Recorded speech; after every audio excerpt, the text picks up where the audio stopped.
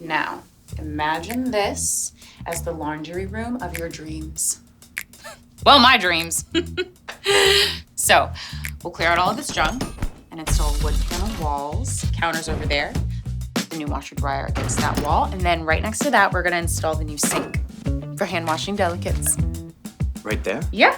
Oh, but not a regular sink. One of the really big ones.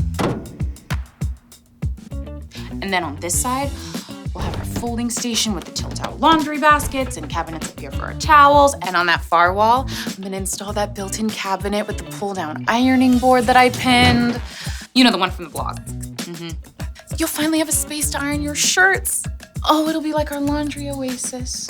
Oasis, isn't it wonderful? Just love Again with the birdie. The new WashTower is really gonna open this space up. WashTower.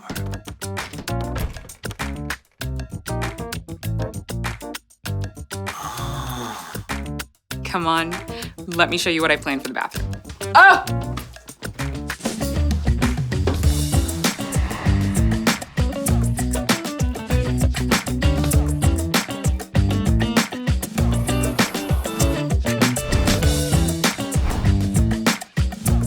A new way to imagine your space. LG WashTower.